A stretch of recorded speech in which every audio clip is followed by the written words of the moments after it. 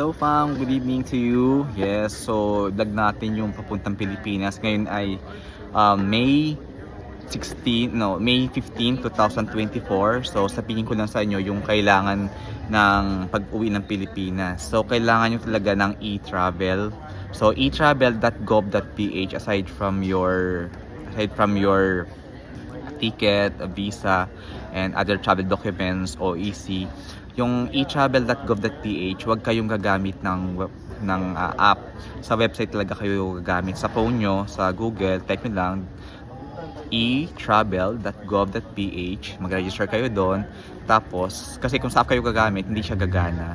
So, gawin nyo siya upon mag-online check-in kayo.